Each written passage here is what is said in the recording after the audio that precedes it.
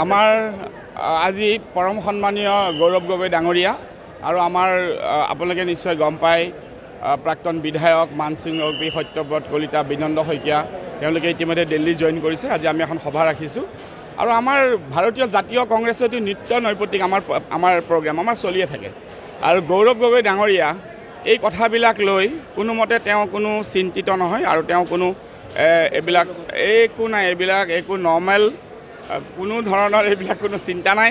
ভাৰতীয় জাতীয় কংগ্ৰেছক প্ৰতিষ্ঠা কৰিবলৈ গৌৰৱ গগৈ ডাঙৰীয়াই সভাপতি হোৱাৰ পিছত ধুবুৰীৰ পৰা শদিয়ালৈকে গোটেই ভাৰতবৰ্ষত গোটেই অসমৰ চুকে কোণে অক্লান্ত পৰিশ্ৰম তেওঁ কৰি আছে আৰু তেওঁৰ নেতৃত্বত ভাৰতীয় জাতীয় কংগ্ৰেছ যথেষ্ট শক্তিশালী হৈছে আৰু অনাগত সময়ত ভাৰতীয় জাতীয় কংগ্ৰেছৰ নেতৃত্ব গৌৰৱ গগৈ ডাঙৰীয়াৰ তেখেতৰ পৰশত তেখেতৰ সম্পূৰ্ণ কষ্টত তেওঁৰ যিদৰে দিনে নিশাই আমাৰ মাজত কৰ্মীসকলক আগবঢ়াই লৈ গৈ আছে আমি গৌৰৱান্বিত আৰু গৌৰৱ গগৈক লৈ অহা সময়ত আমি যথেষ্ট সপোন দেখোঁ আৰু এইবিলাক বাকী কথাবিলাক লৈ আমি কোনো ধৰণে চিন্তিত নহয়। আজিতো আমাৰ অনুষ্ঠান আছে, আজিতো ডেটটো ফিক্স কৰা আছে। এতিয়া চাওক তেওঁলোকৰ ষ্টেটমেণ্টটো এতিয়াও আহি পোৱা নাই। আমিতো আছোঁ নহয়, আমিতো আছোঁ, আমাৰ কৰ্মী আছে, আমাৰ কৰ্মী এইখিনিয়েতো নহয় আৰু বহুত কৰ্মী আছে, কৰ্মী আমাৰ আহি আছে, আমিতো আছোঁ। গৌৰৱ গগৈ ডাঙৰীয়া অকলশৰীয়া গ'ল, সভাপতি আমাৰ ডাঙৰীয়া আহি আছে, আমি আহিছোঁ তেওঁক ল'বলৈ। ৰাজীৱ ভৱনত এখন আমাৰ কাৰ্যসূচী আছে।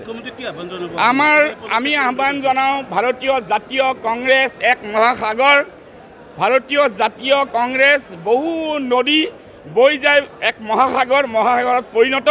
অনাগত ভৱিষ্যতত ভাৰতীয় জাতীয় কংগ্ৰেছৰ নেতৃত্ব গৌৰৱ গগৈ নেতৃত্বত অহা 26ত আমি এক শক্তিশালী পাৰফৰ্ম কৰিম। আপোনালোক সকলোৱে আমাৰ আশীৰ্বাদ দিয়ক আৰু শুভেচ্ছা দিয়ক। ধন্যবাদ। আপুনি সুধি লওক তেওঁলোকৰ স্প'ক্সমেনবিলাকক, আপুনি কথাটো সুধি লওক, তেওঁলোকে উত্তৰ দিব আৰু আমাৰ উত্তৰ আমি দিম। আৰু বিশেষ কিছুমান ছিৰিয়াছ কুৱেশ্যনৰ কাৰণে আপোনালোকে আমাৰ ৰাজীৱ ভৱনত আহিব। আমাৰ জ্যেষ্ঠ মুখপাত্ৰসকল আছে, আমাৰ জ্যেষ্ঠ মুখপাত্ৰ chairman media cell IT cell আছে, তেওঁলোকে উত্তৰ দিব। অনাগত সময়ত গৌৰৱ গগৈ নেতৃত্বত ভাৰতীয় জাতীয় কংগ্ৰেছত অসমত প্ৰতিষ্ঠা কৰিবলৈ আগবাঢ়িছোঁ। আপোনালোকে আমাৰ আশীৰ্বাদ দিয়ক। যিমান সমস্যা হওক হিমালয় পৰ্বতৰ দৰে আমি লগত থিয় হৈ আগুৱাই লৈ যাম। ধন্যবাদ।